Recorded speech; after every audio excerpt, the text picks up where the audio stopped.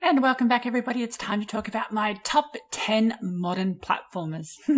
Now, when talking about the best platformers, it's rather hard to resist talking about those great classics that both founded the genre and remained as a cult classic experience. Things like Mario and Sonic and all those games with iconic characters and gameplay that shaped a generation of gamers. Thus, many newer titles seem to get lost in the discussion, and it is these modern platformers that I wanted to highlight. Ori and the Blind Forest is an exception to this rule, of course, as it exploded upon the indie scene in 2015, boasting a gorgeous painterly style with backgrounds that are full of detail and colour, as well as characters that seem to come to life in those short cinematic moments. The gameplay is incredibly tight as well, which, when combined with the design of the areas, platforms, mechanics and enemies, it creates some rather difficult gameplay. It can be a little frustrating at first, but becomes exhilarating and rather rewarding once you become more practiced with the controls.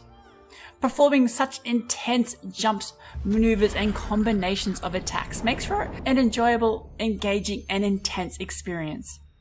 There is a considerable amount of progression during the course of the game too, with unlocking and maximizing new skills, learning to use them in tandem with jumps and other attacks as well, and the growth around your energy and health. I also love that huge interconnected map that you continually open up as you play, and with the new abilities it allows you to further explore the hidden areas and collectibles, and this leads to a sort of ongoing reward as you play. It is truly a masterpiece in platforming design. Shovel Knight looks much like a game from an era that has a long past, and while nostalgia does have its allure, that's not what made Shovel Knight such an amazing platformer. Well, not entirely anyway.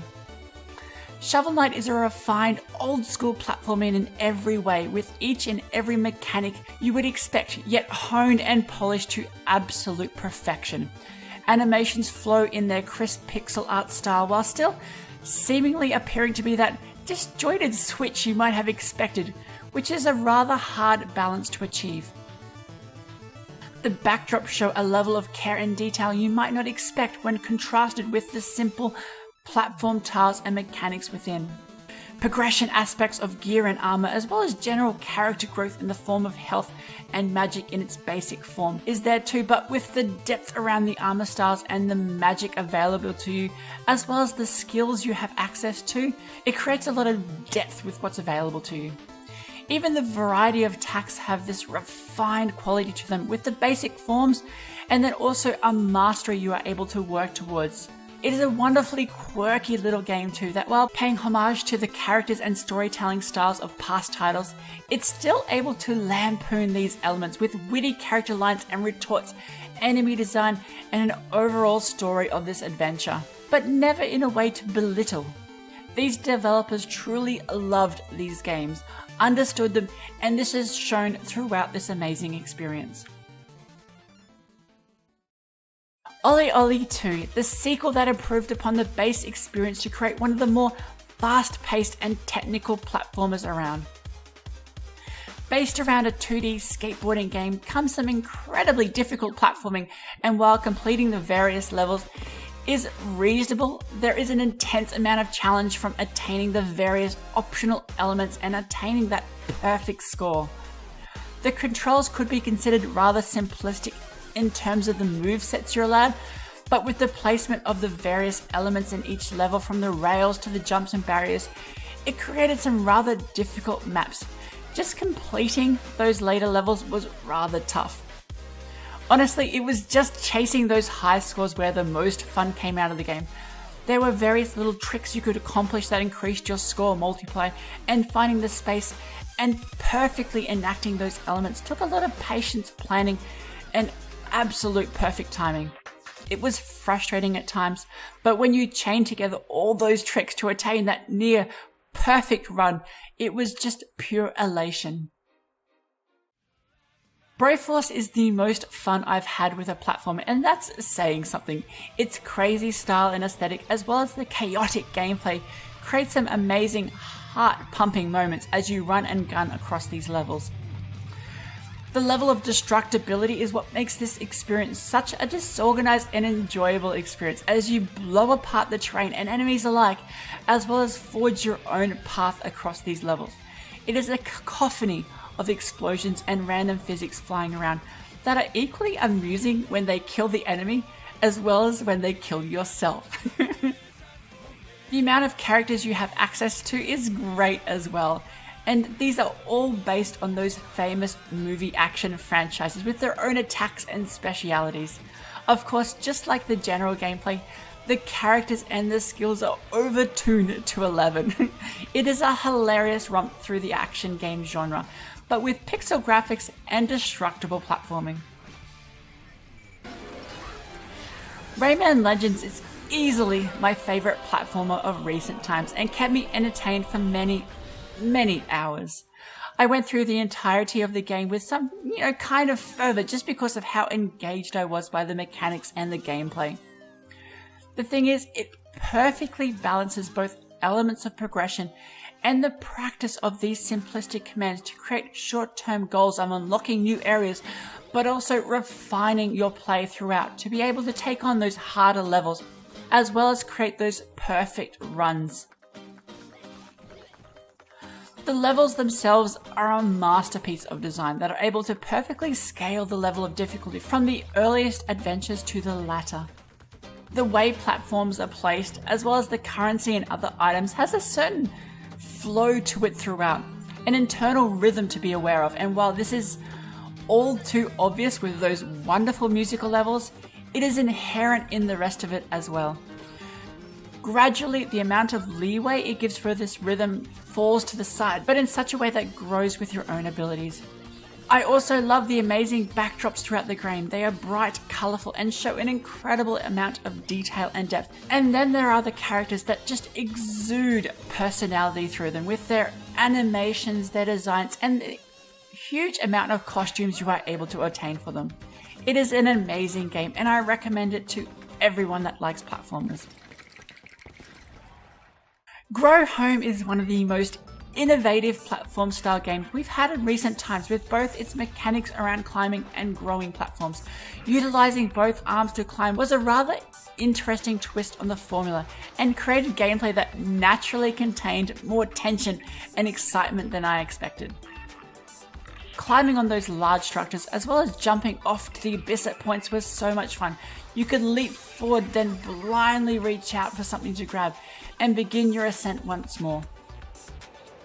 There was rather a lot to explore too in that space, small hidden items and elements to uncover, new ways to climb and grow, and just the varying ways you found that enabled you to explore further and further. TRINE 2 is the 2D platformer that I would say has the most beautiful backdrops to have ever been designed for this genre and style of play. Each and every area has a surprising amount of depth, but more than that, it's the richness of these scenes that they were able to create that invokes a sense of awe and emotion. There is just so much detail there placed within these tiles, from the small little coins you might see, from the vines hanging, the platforms, and everything else just tells of how much time they have spent lovingly crafting this world. I also enjoyed the level of depth woven within these levels that utilize the rather interesting mechanics from each of the 3 playable characters. They were fun puzzles to work through and even more enjoyable with others, as you were able to uncover new areas and secrets. The story of each character and the lore behind the world is rather entrancing as well. It is woven throughout these beautiful backdrops, intrinsic within each moment, but also told aloud at times with beautiful spoken stories and animations. It is just the perfectly well-rounded platformer experience.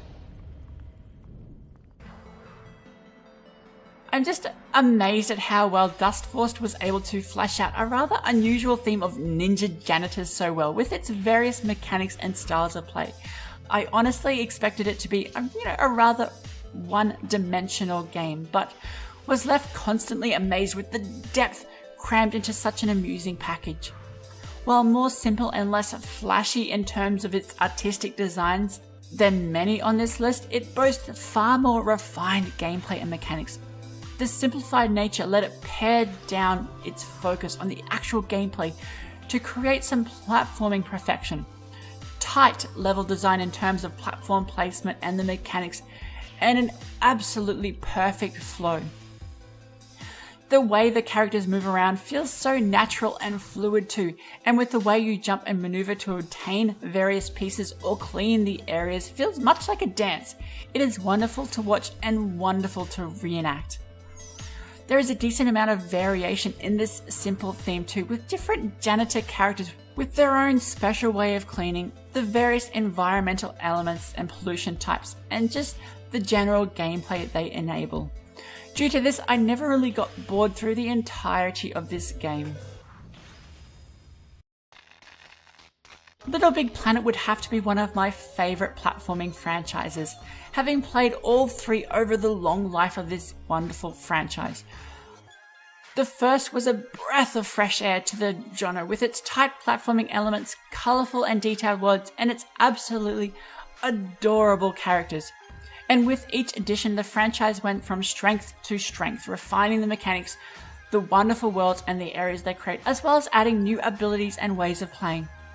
While each edition felt vaguely familiar with the gameplay and style, there was enough that was new to make the journey through each level enjoyable again. The levels and the characters just have this overwhelming charm you don't often see, with vibrant levels of various imaginary as well as familiar themes. There was a complexity to the design there too, with the various hidden items and pathways there, as well as the puzzle elements that take one or even multiple people to complete. I also love the amount of customization there, with how much you are able to customize the look of your little Sackboy, and even your little base area. The personalization of your own little sack person makes you feel so much more connected to this little thing, and also allows a nice sense of progression with finding new cosmetics and fluff pieces. And then there is the amazing level creator system that enabled people to create some amazing new levels, and even entirely new game modes. Yes, there were some issues with the third, but it was overwhelmingly such a heartwarming experience that I have forgotten these concerns.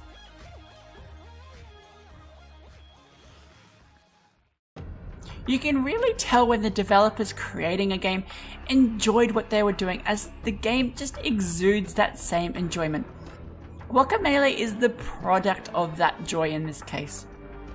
It is a bright, humorous platforming adventure that revolves around a luchador-style adventure. The combat is fast-paced and has a nice flow to it with movement and combos, and the enemies are fun to attack. The platforming elements straddle that line between frustrating and flow quite well too. Far above that though is just the amount of humour they placed around the game, from the dialogue to the characters and even the world around.